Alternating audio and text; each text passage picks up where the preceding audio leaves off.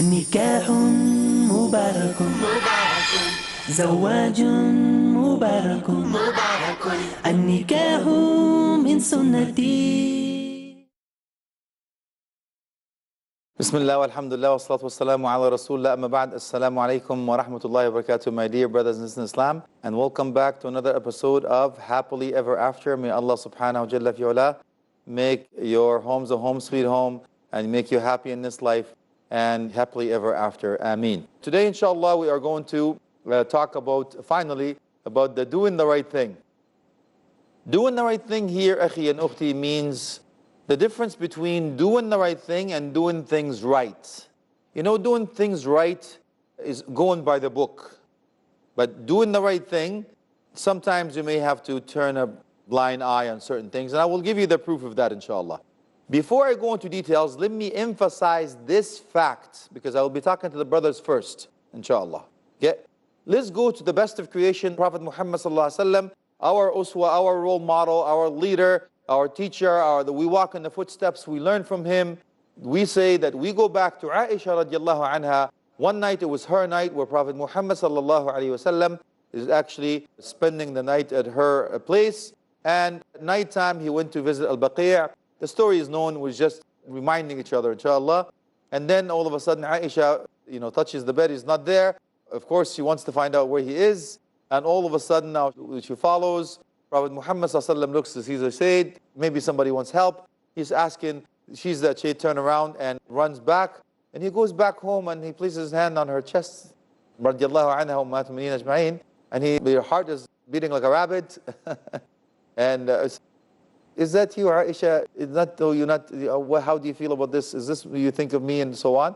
So Aisha radiallahu anha ummahat al-mu'mineen ajma'in found out, or she recognized the mistake, and now she wants to get off the hook because she's now on the hook.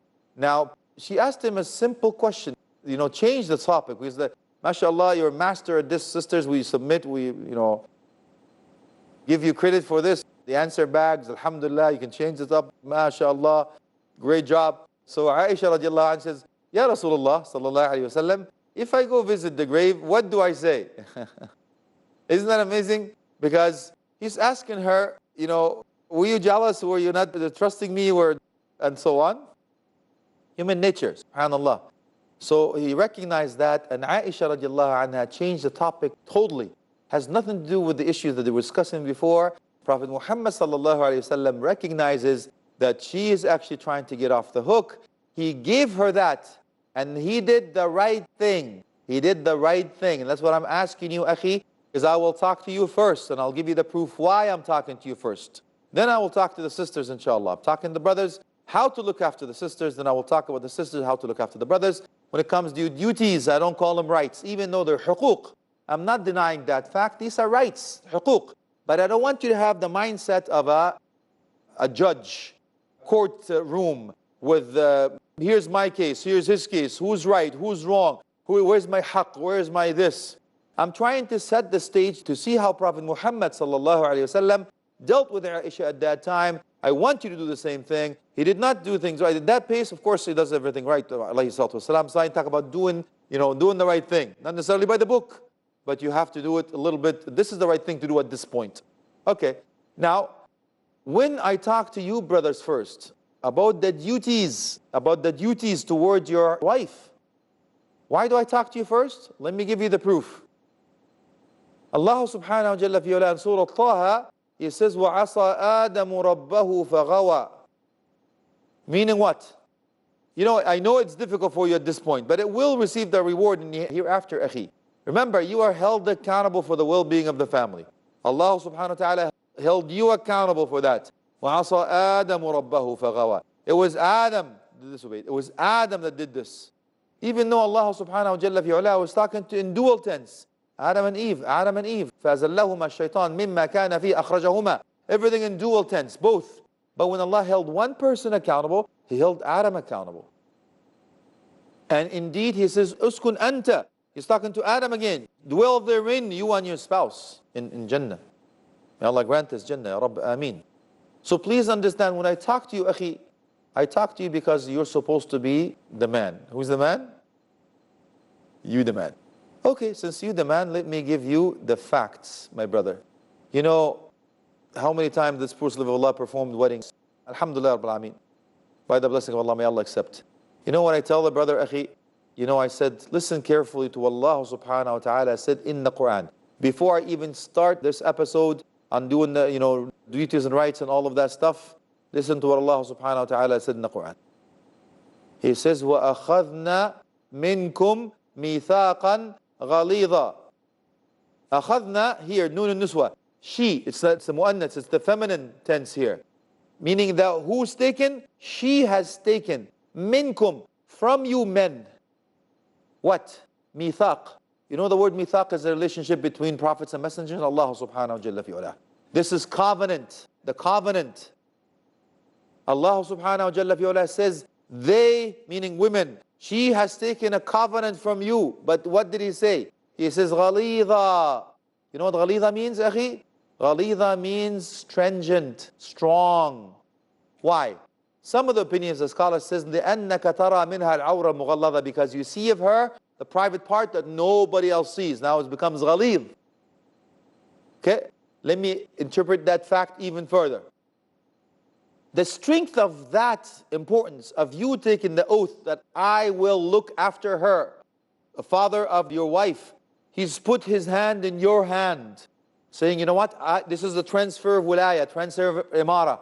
I have looked after my daughter for all of these years.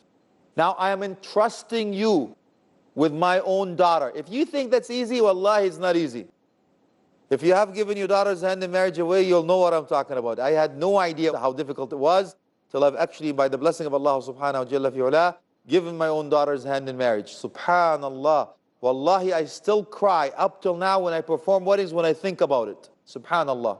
So I will take you through that, my brother. I will take you through this to understand the importance of what we're talking about. I don't want to tell you, here's your duties and your rights. Okay, go ahead. You can open a book and get this thing. I'm talking to your heart now, not just your mind and soul, akhi.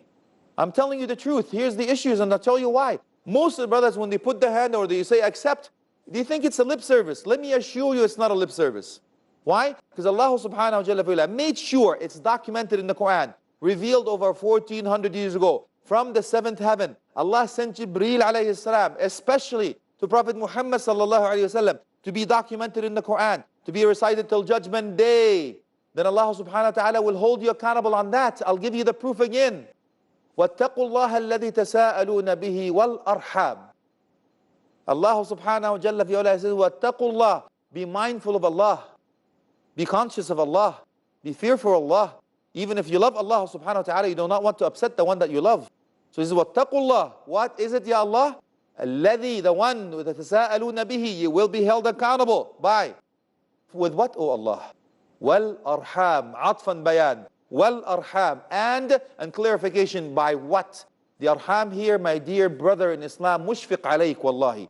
I love you, akhi. I don't want you to go, waliyadu billah, on the other side. We want to meet in Jannah, Ya Rabb. Ameen. So he says, وَالْأَرْحَامِ, plural, meaning wombs. You know what that means? The wombs of this family has come with this wombs of family, and you're now one family. The source of the one that got this family together is your wife. So Allah subhanahu wa ta'ala is telling you, be careful, you'll be held accountable on Judgment Day with what you said. You know what you said?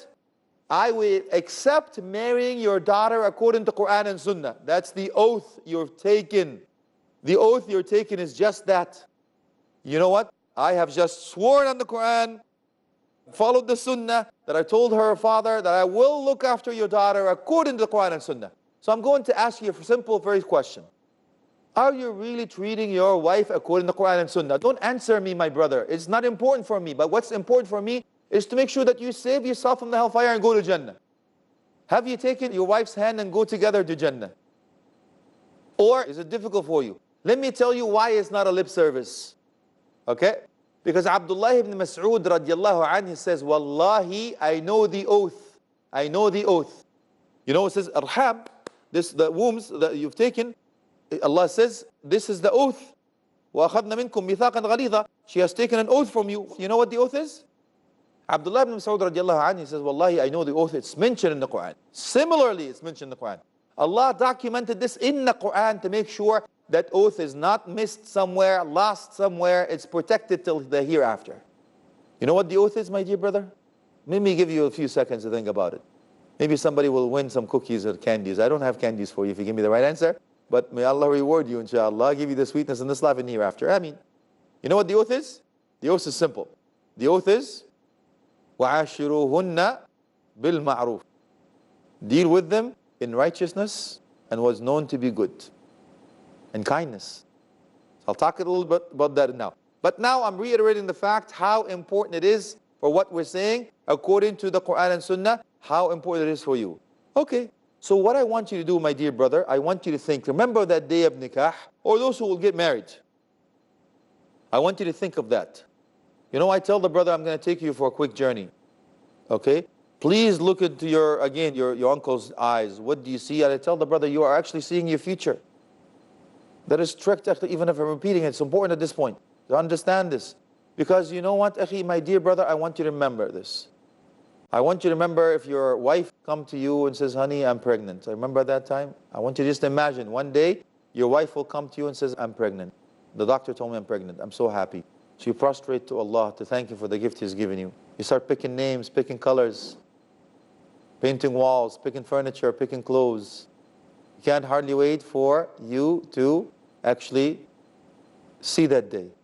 And I can't hardly wait for me to continue after the break to talk about that day. But we do have to take a break, so please stick around. I'd love to see you, inshallah, after the break. Looking forward to it. Jazakumullah anna khaira for sharing your time with us. Wassalamu alaikum wa rahmatullahi wa barakatuh. نكاح مبارك نكاح مبارك.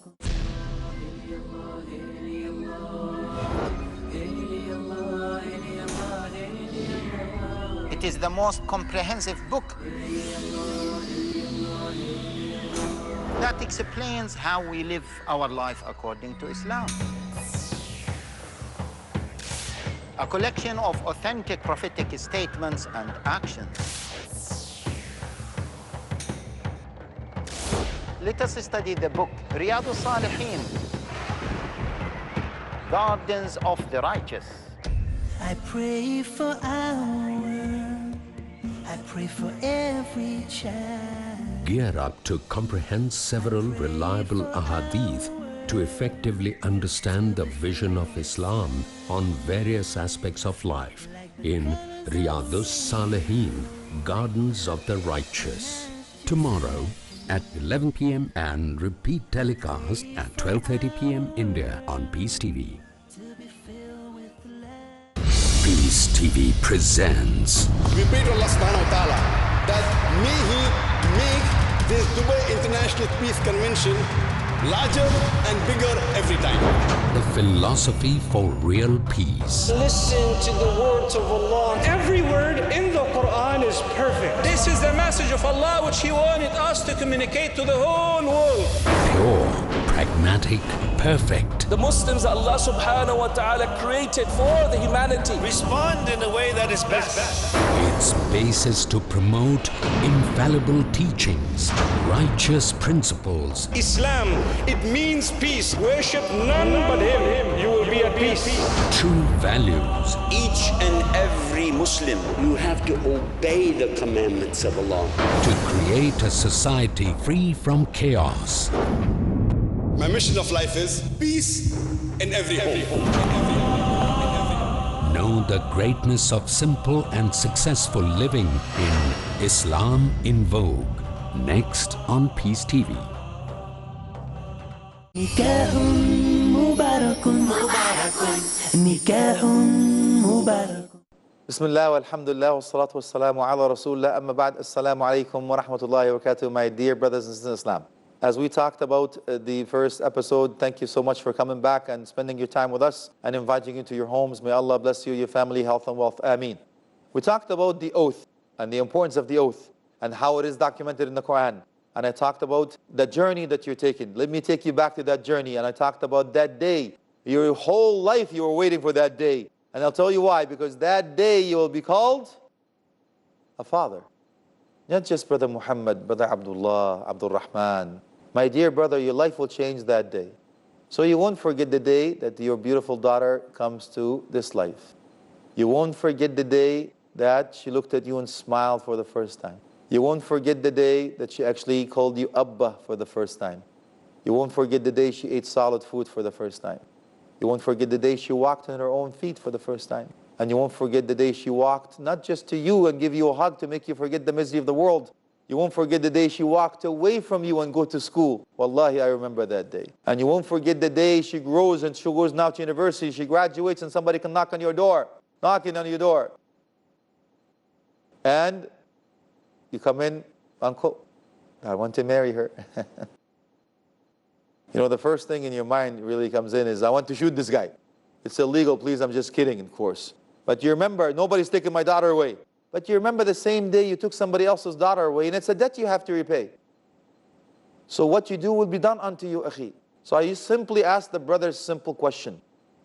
If you have this beautiful flower that bloomed in your eyes and your heart, she owns you, that beautiful daughter of yours. If you hear someone is harming her in any shape, size, or form, physically, mentally, emotionally, whatever it is, verbally, may Allah help us all. How do you feel? May Allah help us, wallahi, subhanallah. So I say, why would you do it to somebody else's daughter? Similar thing that I talk to the in-laws. Ya akhi, let's talk about it. So I'm going to talk about something now before I go into that, which is called the banner. The banner has to be raised. What is the banner? The banner goes like this. إن أبيتم إلا أن تعصوا الله فينا نحن نأبى إلا أن نطيع الله فيكم. Which means, if you insist but to disobey Allah in treating me, I insist but to obey Allah in treating you. Why? Because you will not be held accountable for how your spouse treated you. You will be held accountable how you treated your spouse. And that's why I'm going to ask you, please raise the banner in that house between you and your spouse. Doesn't matter how badly they're treating you. May Allah forgive us all and guide us all and make us smart individuals that do the right thing. Okay? But no matter what, I'm still going to please Allah. I'm going to follow His command. I'm going to follow the sunnah in treating my spouse, because on Judgment Day I'll be held accountable for what I did to you, not what you did to me. Okay, so now we're setting the stage here. Now, in that essence, when we think about it, the narration says, when the man gives his daughter's hand in marriage, he's giving you his heart. He's giving you his heart. Wallahi, akhi, I've seen it. I've seen grown men cry. And listen, I'm not speaking, I did it myself. I'm not too arrogant to admit. Alhamdulillah, it's a mercy that Allah bestows in people's heart. You know, you've seen this girl grown beautifully and all of that stuff. Somebody's taken that away from you. Allahu Akbar. Very difficult. The only condolence I get is if you marry a righteous brother. Alhamdulillah, may Allah bless them. So we said in the beginning, we want to do something for the sake of Allah and raise righteous children with the marriage of intention for a righteous brother and a righteous sister. So we're on track, inshallah. Okay, so we said that Allah subhanahu wa ta'ala says, وَأَخَذْنَا مِنْكُمْ مِيثَاقًا غَلِيظًا. She has taken an oath from you. An oath from you. Because Prophet Muhammad sallallahu alayhi wa sallam said, this oath, my dear brother, is the strongest oath you will ever take in your life. You know why? Because he said, استحللتم فروجهن بكلمة الله. He says, you have taken what is private, what was unlawful before, now becomes lawful. Her private chastity becomes lawful. What did he say? By the word of Allah. I accept marrying your daughter according to Quran and Sunnah. Bang, just like that. Alhamdulillah, becomes lawful. Subhanallah. So he says, this is the strongest oath you will ever take. Imagine, subhanallah. So please remember, akhi, it's not a lip service. Please make sure that from now on, I'm looking at my wife as the amana that I was entrusted with, that I will be held accountable for, the measuring stick which I will finish this side with. I'm going to repeat this one. Remind you, she is your measuring stick, my dear brother. Your measuring stick. I will give you the details. I've mentioned it earlier. I will allude to it again once more, inshallah, when we finish. Okay, so first of all, what is it exactly? Look, how did Prophet Muhammad sallallahu alayhi wa sallam deal with Aisha or Khadija or radiallahu anhu ajma'in? Did he not, first of all, have a beautiful relationship, a beautiful romantic relationship with her? How is your wife with you? Does she really love you or does she fear you? Does she actually, run to you or run away from you? Akhi, may Allah help you. Do you have something as a secret between you and her? For example, do you have a nickname? A nickname with her? What I mean by that? I mean, like Aisha radiallahu anha, Prophet Muhammad sallallahu alayhi wasallam, he used to call her Ya Aish. That hadith is authentic. Humayra, meaning reddish tint, is weak. Actually, the hadith is da'if. So what we are looking for, as much as possible, inshallah, but the seerah is not content with that. It's not a hukm of ruling of what is halal or haram, but we do as much as possible to do our best to maintain it and contain it as such. So on your to-do list today, my brother, or whatever you want to hear these episodes, inshallah, tonight, I want you to start thinking of a nickname for your own wife. Mimi, Tutu, Lulu, Fifi, Susu, whatever it takes, man. I don't really care. As long as you have a beautiful nickname for your wife that only you know, and it's a secret code between you and her. And similarly, Ukhti, I will ask you to come up with a nickname for your husband, whatever it may be, as long as you have a nickname together, like Prophet Muhammad sallallahu alayhi wa sallam did for Aisha radiallahu anha and Ummatul Mu'mineen ajma'in. Ameen. Okay, so very good. Remember what he used to do with Aisha radiallahu anha. He used to take the glass of water that she used to drink from. What did he do? He would turn the glass, place his lips where her lips were, and he would drink from it. Even at the time of menses, to reassure her that she means much more to him than that act, than that intimacy. Yes, we have this beautiful bond, we have this romance, we have this beautiful, mashallah, tabarakallah, love between us, alhamdulillah. He actually used to say, رُزُقْتُ حُبَّهَا with Khadija radiallahu anha. I was blessed by her love. Wasn't shy to say this. So remember when I told you to say, I love you, honey? Yes, you're leading by example, akhi. And by the way, if that's the case, you're following the footsteps of Rasulullah sallallahu alayhi wa sallam. Subhanallah, ajeeb, wallahi. Okay, so now I know that if that's the case, you're on the right track. Walhamdulillah Rabbil Alameen. So now we have something else. Prophet Muhammad sallallahu alayhi wa sallam was doing what? He was following an example of what Allah subhanahu wa ta'ala mentioned. Listen carefully to the ayah. Allah subhanahu wa ta'ala is telling you what? He says in the creation, وَمِنْ آيَاتِهِ أَنْ خَلَقَ لَكُمْ مِنْ أَنفُسِكُمْ أَزْوَاجًا. Allahu Akbar. Okay, let me reiterate the fact. Min is called tab'idiyya, amongst his signs, amongst his signs. And خَلَقَ لَكُمْ, meaning what? In the Quran, ayah means a mu'jizah. Again, I'm talking about the sister. I'm talking about your wife. She is a miracle. Look, you cannot take your wife for granted from now on. Why? Because Allah subhanahu wa ta'ala told you He created a miracle. He's done you a favor. How could you repay Allah subhanahu wa ta'ala if you were creating a miracle from what? He says, min anfusikum. I created this miracle for you. And khalaqa lakum. He created this beautiful creation for you. You should be grateful to the ni'mah, the blessing of Allah subhanahu wa ta'ala. And on top of that, what did He say? He says, min anfusikum, from thyself. That means if you harm her, you've harmed yourself in this life and hereafter, because you'll be held accountable. And He told you the lam al-illa, litaskunu ilayha. She is a source of peace and tranquility. Source and peace and tranquility. And what He says, وَجَعَلَ بَيْنَكُمْ مَوَدَّةً وَرَحْمَةً. Here's what we're talking about now. Mawadda is compassionate, active, gentle, forbearing love. You understand the difference, akhi? Allah subhanahu wa ta'ala did not say وَجَعَلَ بَيْنَكُمْ مَحَبَّةً وَرَحْمَةً. Mahabba means love in Arabic. But mawadda is higher than mahabba. So He says active, gentle, forbearing, unconditional love. Because of the reasons that we said earlier on in the episodes, we started with, why do you want to get married? We said a long list of about 10 things or so. The reason we want to get married. So it's not just mahabba. Mahabba is love, but love is important, don't get me wrong. But it's not the reason we get married, and that's not the only reason we get the divorce and so on, as we mentioned before. So Allah subhanahu wa ta'ala is only befitting here to use mawadda, not mahabba. And He says rahma, mercy. All you have to look for in the Prophet Muhammad sallallahu alayhi wa sallam. How did he deal with them, akhi? Listen carefully. كَانَ فِي مِهْنَةِ أَهْلِهِ. كَانَ فِي مِهْنَةِ أَهْلِهِ. He used to help the wives at home. He used to help, subhanallah. So let me go back and find out, does tradition go above religion in our homes? Yes, indeed. We come in, says Sayyid, right? I'm the man, you're the woman. I say, me Tarzan, you Jane. I say jump, you say how high.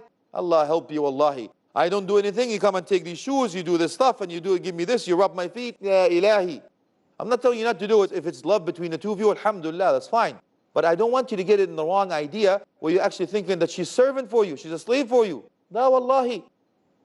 Prophet Muhammad ﷺ used to do his own clothes, sew his own clothes, milk his own goat, and his own slippers. Subhanallah. Again, if you think that you're better than Prophet Muhammad ﷺ, think again, man. It's impossible. So when we're thinking of this, Ya Ilahi, I know I'm tired, I'm coming from home, but I want to do this. I want to help at home because I want to be with Rasulullah ﷺ in Jannah. I want to help at home, I want to help myself. Why do they have to give me that glass of water all the time? Why can't you give me the remote, give me this, give me that, and you're sitting down like a... Come on, man. Help yourself. Do whatever it is. Don't ask if you can do it. I ask you, subhanAllah, subhanahu to make it purely for his sake and accept from us. Ameen. Wa akhir da'wana alhamdulillahi rabbil alameen wa sallallahu alayhi wa sahbihi tabi'een. Jazakumullah khairan wa assalamu alaykum wa rahmatullahi wa barakatuh. From this day on forever be true. Cherish this life that's destined for you. Live your life with kindness and care. Remember, Allah will always be there, be there. Nikahun mubarakun, mubarakun. Zawajun mubarakun, mubarakun. An-nikahu min sunnati. ما قال النبي هو الصحيح. نكاح مبارك مبارك. نكاح مبارك مبارك. زواج مبارك مبارك. النكاح من سنتي. Who was the first prophet? Was a prophet the first one to read and write? Did God speak to a prophet? A prophet in a prison. A prophet who commanded the birds, insects, and animals? Want to know more? Join us for Stories of the Prophet. Stories of the Prophets, tomorrow at 7:30 p.m. and repeat telecast at 10:30 a.m. India on Peace TV. Subhanallah, Subhanallah, hamdan lillah, hamdan lillah, Subhanallah, Subhanallah, hamdan lillah, hamdan lillah. You know, everything in life could use a little improvement, including religion, as it benefits our soul. Learn how to tighten your deen by examining various thought-provoking aspects